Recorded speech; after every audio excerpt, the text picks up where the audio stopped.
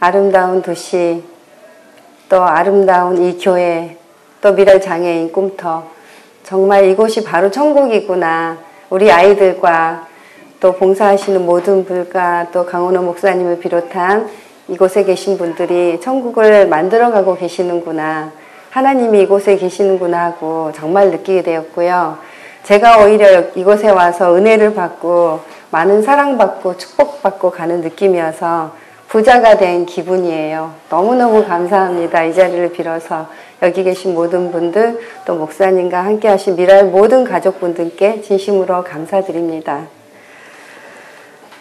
저는 어제 간증을 했지만 또 다른 교회인 줄 알고 똑같은 내용을 가지고 왔고요. 다시 한번 이곳에서 하나님이 저랑 함께 하신, 동행하신 그 삶을 다시 한번 나누기로 하겠습니다. 이 축복된 만남을 위해서 시카고에서 온 이영이고요. 이것도 미랄이지만 저는 시카고 미랄에서 찬양 율동 리더와 또 교사이면서요. 시카고 한인교회에서 30년째 출석하고 또 똑같은 자리에서 화면에 보시다시피 주일학교 유치부 교사를 23년째 계속하고 있어요. 저희 교회가 생긴 주일학교 처음부터 지금까지 계속 제가 그 자리에 앉아 있습니다.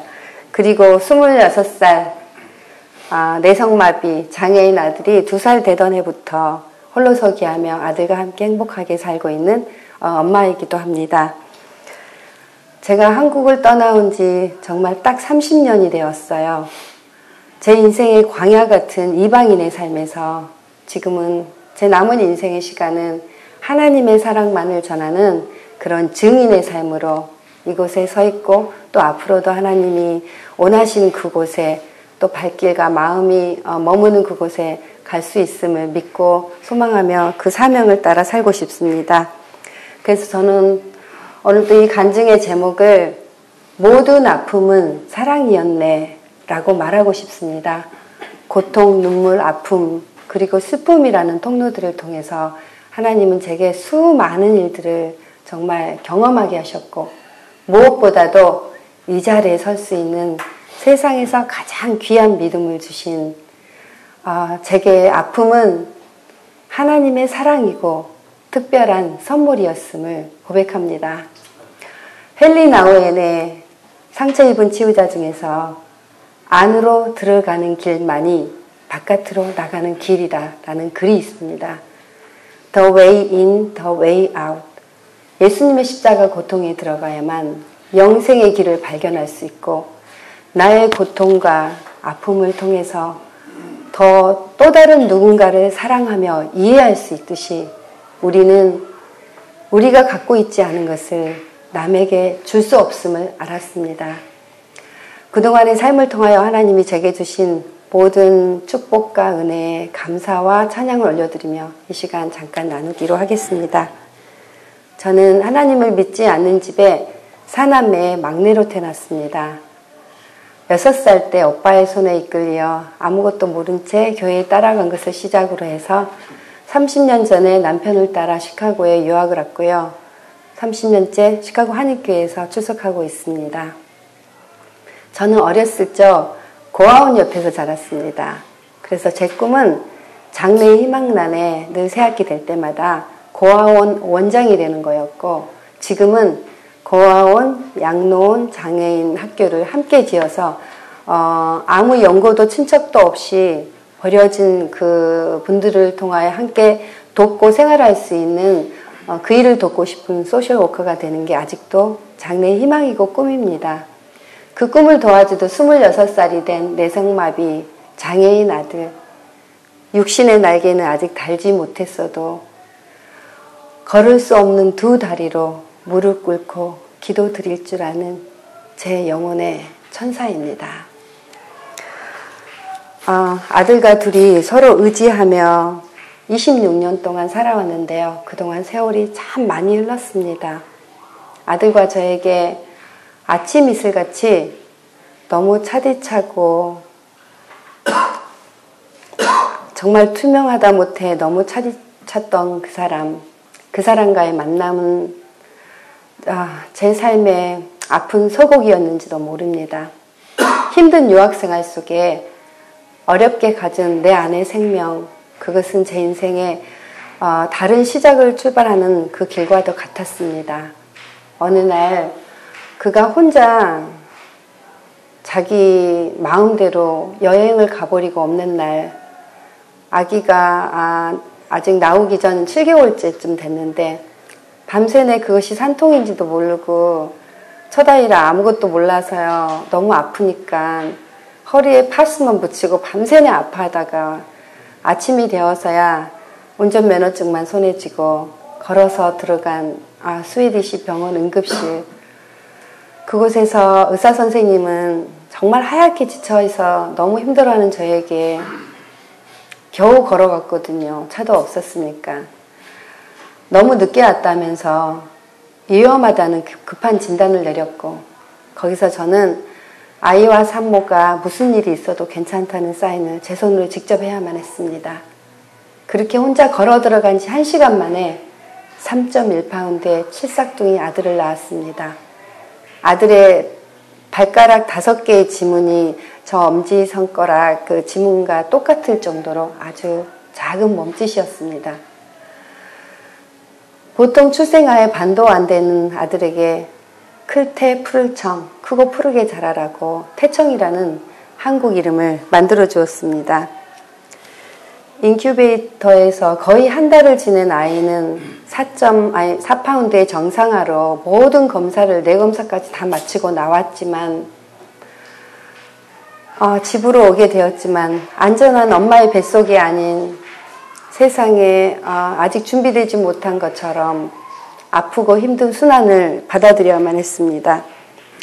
태어난 지 얼마 안 돼서 내성마비가 될 수밖에 없었던 그 이유, 그가 아기에게 했었던 끔찍한 행동들을 지켜보면서 순식간에 일어난 일이지만 그 지켜보면서 지금 이 자리에서는 아이를 위해서 말을 할 수는 없지만 그 일을 혼자 감당하면서 그 사람에 대한 아픔과 분노로 늘 가슴에 묻어두고 살아야만 했습니다. 누구한테 말할 수도 없었고 말하면 살인이나 마찬가지니까 유학생 신분으로 왔기 때문에 그래도 지금은 살고 있으니까 아무에게도 말할 수 없다고 생각했었고 의사에게까지도 말을 할 수가 없었어요. 아이를 위해서는 말을 해야 되겠지만 엄마이고 아빠인데 그 사람을 위해서는 말을 할 수가 없었어요. 그냥 가슴에 묻어두고 살아야만 했어요. 괜찮겠지 했지만 아무것도 모른 채 1년이 지난 다음에야 내성마비라는 사실을 알게 되었고 아이들과 저는 난생 처음 장애인이란 이름을 갖게 되었습니다. 그 후로 현실을 감당하지 못한 그는 스스로 집을 나가 학교 기숙사로 들어가 버렸고 그러다 말겠지, 들어오겠지, 이런 모든 현실을 받아들이기 힘들어서 그러겠지 하고 기다렸는데 어느 날 이혼 신청을 해왔습니다. 이미 내성마비가 되어버린 아들이었기에 의사 선생님들이 저에게 그동안 무슨 일이 있었느냐고 물어봤지만 아무리 이혼 신청을 해왔어도 지금 공부하고 있는 애 아빠잖아요. 말을 할 수가 없었어요. 아무 일도 없다고. 여기 못까지 말을 하고 싶었지만 말을 할 수가 없었어요. 그래서 결국은 내성마비라는 판정을 받게 되었고 그는 그런 제 마음과 또 아이를 놔두고 미련 없이 그의 새로운 삶을 위해서 떠나버렸습니다. 처음엔 영어도 잘 못하고 세상에 살아갈 어떤 능력도 없이 시카고라는 낯선 땅에 우린 그 넓은 세상에 둘뿐이었습니다. 아이를 낳고 장애를 받아들이며 수많은 병원 스케줄로 너무 바쁜데 갑작스런 그의 가출과 이혼, 당장 아파트 렌트비도 없는 현실 앞에 제 약한 몸과 마음은 너무 막막해서 날마다 아이를 안고 우는 일만 했습니다. 한국에 있는 가족들에게 말을 할 수도 없고 주입 사람들에게 말을 할 수도 없고 그냥 아이랑 날마다 안고 우는 일만 했습니다. 전저라면 이렇게 살다가 울다가 지쳐 죽어버릴 것만 같았는데 말도 못하고 저를 빤히 날마다 쳐다보고 있는 아들이 있어서 그래 다시 살아야지 하고 용기를 내야만 했습니다. 처음엔 눈도 못 맞추고 목도 못 가는 아들을 안고 남의 아이들이 부르는 엄마라는 그 소리를 듣고 싶어서 날마다 하나님께 기도하며 소원하며 울며 기도하는 것밖에 못했습니다. 소리를 내는 연습을 위해서 스피치 테라피를 다녔고 앉지도 못하고 으물거리는 뻣뻣한 다리를 위해서 피지컬 테라피를 다니고 손으로 뭔가 짚고 움직일 수 있는 일을 하기 위해서 아큐페이션 테라피 등 그 외에 수많은 병원 스케줄로 이어져서 삶보다는 아이가 우선이 되어버렸습니다. 장애보다 더 무서운 것은 식구, 친척, 친구 하나 없는 시카고라는 낯선 땅에 남겨진 저와 아들의 현실 문제였습니다. 남들은 장애 아이를 고쳐보겠다고 미국으로 이민까지 오는데 제 삶이 힘들다고 이런 아이를 데리고 한국으로 돌아갈 수는 없었습니다. 돌아간다고 해도 특별한 방법도 없었고요. 그래서 베이비시터 집에 아이를 맡기고 식당에서 웨이트레스를 했습니다. 일식집에서 웨이트레스도 해보고 왜냐하면 중간에 쉬는 시간이 있었거든요. 그래서 그 중간에 아이를 베이비시터 집에 맡겨놓고 중간에 쉬는 시간에 찾아서 다시 물리치료를 병원까지 갔다 와서 또 막 달려와서 또 아이를 그 집에 맡겨놓고 다시 오후에 일식집에서 또 일을 했습니다. 밤 11시면 아이를 찾아와서 집으로 돌아오곤 했는데 둘 다 지친 몸에 마음뿐이었고 아이를 왜 물리치료를 시켜야 되는데 시킬 수 없는 그 마음에 기도를 하면서도 그 죄책감에 날마다 울어야만 했습니다. 무엇보다 중요한 것은 내가 할 수 있다는 것을 빨리 포기하는 거였습니다. 내 힘으로 이 아이를 어떻게 해보겠다고 하는 거, 내가 일을 하고 죽어라 일을 하고 중간에 또 병원 다니고 하면 나아지겠지, 현실도 아이도 그런 마음을 다 버려야만 했습니다. 그때부터 저는 하늘만 바라볼 수밖에 없는 하늘바라기가 되었습니다. 아픔 속에서도 조금씩 나아져가는 아들을 지켜보면서 두 발로 땅을 딛고 걸을 수만 있다면 삶 속의 그 어떤 욕심도 가치나 의미도 이 가난함마저도 사치스러움으로 느껴지기 시작했습니다. 걷지 못한 아들의 장애로 하여금 절대자 앞에 제 무릎을 꿇을 수 있고 아들의 장애는 삶의 걸림돌이 아니라 그때부터 세상과 하늘나라를 연결시켜주는 축복의 디딤돌이 되어주었습니다. 그런 아들이 지금 제 옆에 있음을 하나님께 너무 감사하고 사람들 앞에 숨기기보단 정말 자랑하고 싶습니다. 남의 아이들이 부르는 그 엄마라는 소리 얼마나 듣고 싶었는지 모릅니다. 그걸 위해서 엄마라는 그 발음을 하기 위해서 얼마나 많은 스피치 테라피와 연습을 했고 별의별 말을 다 들려주고 반응을 보려고 연습을 시켰습니다. 그 결과 지금은 한국말 영어를 너무 잘하는 청산유수가 되었고 제가 고향이 목포인데요. 저를 말투를 배워서 전라도 사투리로 너무 능청스럽게 잘하는 우린 서로 따뜻한 든든한 기도의 동지가 되었습니다. 태청이는 5살, 13살, 16살에 뼈를 깎아내고 교정하는 하반신 대수술을 3번이나 했습니다. 그 외에도 크고 작은 수술을 많이 했고요. 어렸을 때는 아침에 눈을 뜨면 병원, 학교 그렇게 날마다 수술, 입원, 물리치료를 반복하면서 거의 병원에서 지냈습니다.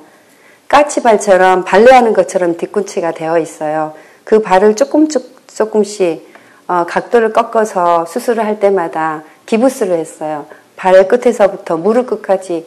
기부스가 무겁잖아요. 그 양쪽 기부스한 그 다리를 몇 년 동안을 하고 다니며 업고 다녔어요. 그래서 그게 간지럽고 여름에는 답답하고 쥐가 내리기도 해요.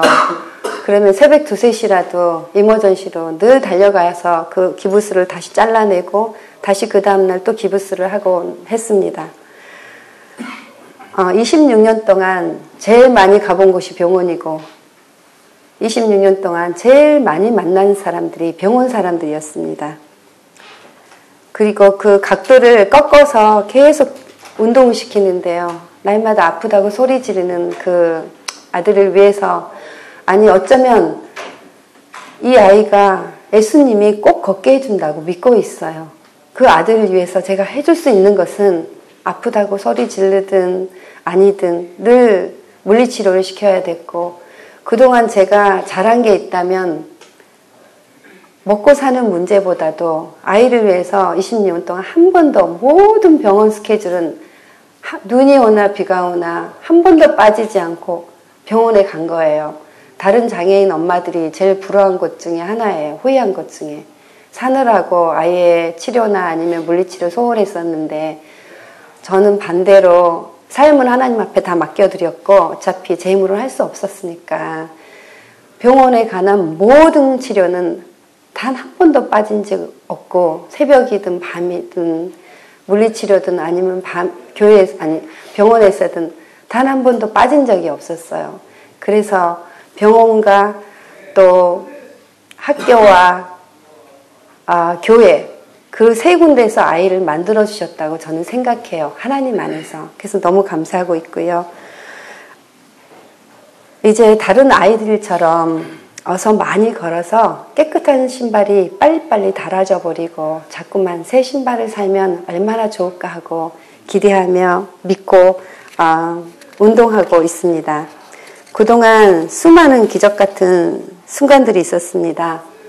제가 돌봐드리던 이웃들 중엔 풀타임 일을 못하잖아요. 제가 신학 공부를 한 뒤로 유학생 신분이 없어져서 불법 체류자로 25년을 살았어요. 물론 한국도 가보지 못했고요. 그렇지만 아이가 21살이 되어 여기서 태어났기 때문에 법적으로 저를 부모를 영주권을 신청할 수 있는 아이를 통해서 자격이 되어서 아이를 통해서 영주권을 신청해서 인재 영주권이 이제 서류가 들어가서 됐고요. 그래서 태청이가 그래요. 자기의 효자라고. 자기를 통해서 영주권 받게 되었다고. 자기 해줄 수 있는 것도 하나 있다고. 네. 그래서 제가 돌봐드리던 이웃 중엔 아이와 저랑 사는 모습을 보시고는 신학 공부를 해서 하나님 안에서 살면 사라질 거라고, 하나님이 지켜주실 거라고 하면서 신학 공부를 하라시면서 첫학기 등록금을 제 손에 쥐어주고 하늘나라로 가신 분이 계셨어요. 그분을 시작으로 주위의 많은 분들의 관심과 사랑 속에 신학 공부도 하게 되었습니다.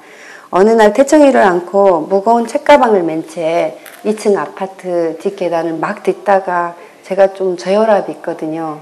쓰러져가지고 아이를 안고 무거운 책가방을 맨 채 학교 간다고 쓰러져가지고 시멘트 벽과 계단을 부딪히고 땅바닥에 떨어진 적이 있습니다. 그러니까 2층 계단을 다 떨어졌어요.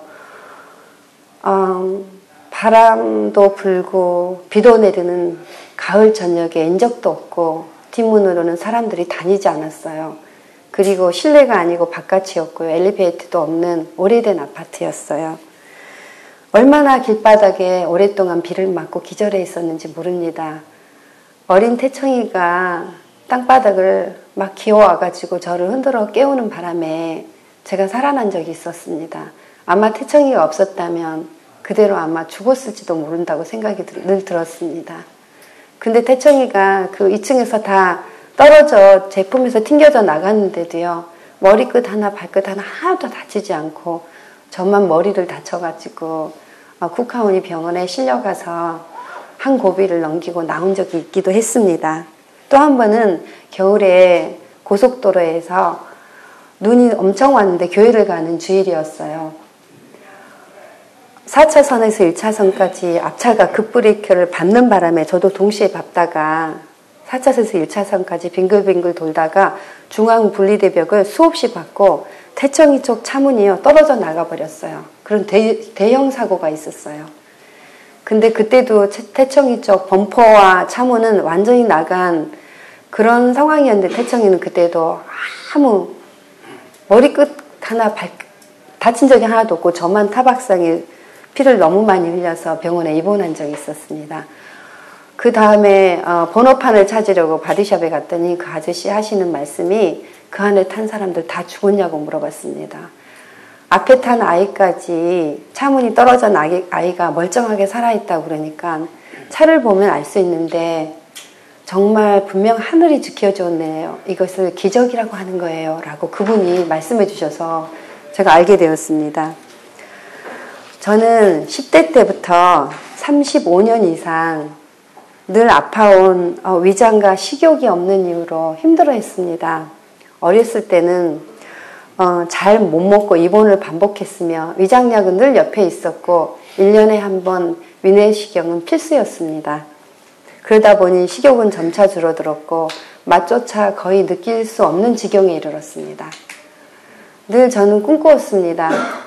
우주인처럼 하루에 필요한 알약만 먹고 살면 얼마나 좋을까 하고 밤이면 속이 비어있기 때문에 칼에 베이는 듯한 통증으로 잠을 잘 수가 없었고 새벽 2, 3시면 항상 어김없이 일어나서 그 고통 속에서 늘 시달려야 했습니다. 그동안 위에 좋다는 모든 민간약 또 위장약은 다 먹어봤지만 다 시도해봤지만 늘 그대로였고 제가 살아있는 이유는 하나님의 은혜라 믿으면서도 늘 고통과 싸우며 살아야 했습니다. 의학적으로 밝힐 수 없는 거라면 제가 치료할 방법은 딱 한 가지밖에 없다고 결론을 내렸습니다. 마지막 처방전인 바로 신구약이었습니다. 구약 39권 1327페이지, 신약 27권 399페이지, 합의 1726페이지, 하루에 62페이지 31장씩만 읽으면 한 달에 한 번 통독을 할 수가 있었습니다. 그렇게 한 달에 한 번 통독을 하면서 6개월쯤 6번을 읽고 나니까 밤에 통증으로 잠을 못 자고 괴로워서 죽을 것 같은 그 시간들이 어느 날 서서히 걷어져 가는 느낌이 들었습니다. 그렇게 한 달에 한 번 통독으로 12번을 하고 1년을 말씀 속에서만 지내게 되었습니다. 말씀 속에서 전심으로 하나님을 찾고 구하니까 하나님을 만나주시고 치유하시고 회복시켜주시는 하나님의 기적을 체험하면서 사람이 여호와를 사랑하면 하나님도 그 사람을 알아주느니라 라는 그 말씀이 정말 위로가 많이 되었습니다. 힘든 문제가 생길 때마다 걱정과 염려보다는 하나님의 때와 뜻과 방법대로 이 일들을 통하 역사하실 믿음의 기대와 기도와 거룩한 기다림의 시간을 배웠습니다. 하나님이 함께 하신다는 그 경험함이 내 안에 쌓아지고 많아지면 그 시간들이 바로 세상을 이기는 믿음이 됨을 깨닫게 되었습니다. 뒤돌아보니 그동안 아프고 힘들었던 수많은 시간들이 있었지만 오직 하늘만 바라볼 수밖에 없었던 들꽃 같던 제 인생이었음을 고백하면서 이 시간 들꽃이란 시를 낭송해 보겠습니다.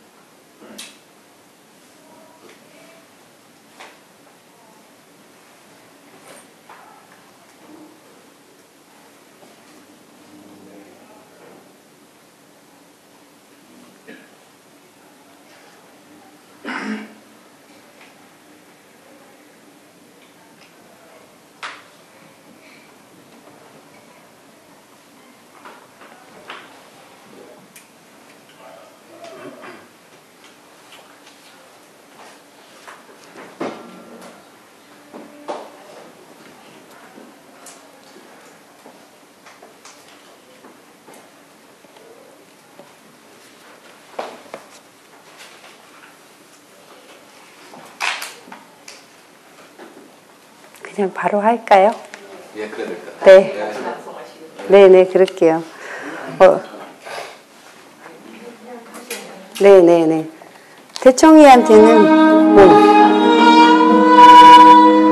그거 아닌데요. 두 번째 거예요.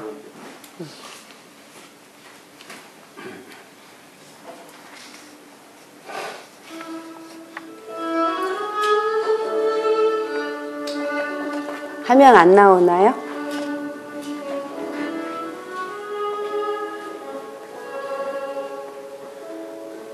그냥 읽을게요. 들꽃. 네, 그거예요. 그 누가 흔들어서 깨워주었나. 땅 밑보다 더 깊은 어둠 속에서 한 줄기 빛 찾아 헤매던 나그네 길. 잠시 머문 이 땅에 나 이름 없는 꽃으로나 쉬어가야 했지.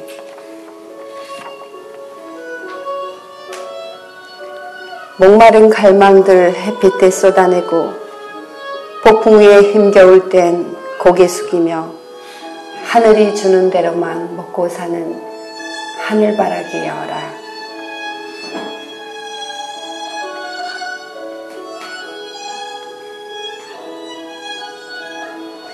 비바람에 흔들며 눈물 지어도 마음은 빈 그림자로 채워가면서 묵묵히 속으로만 뿌리내린 꽃무덤이여라.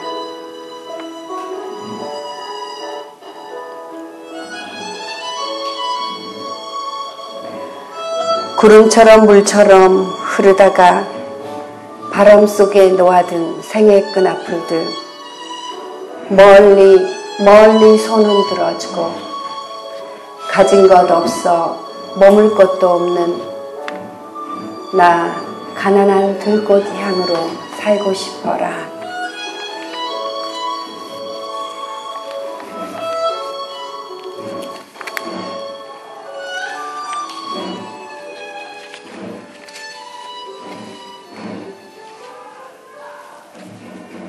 네.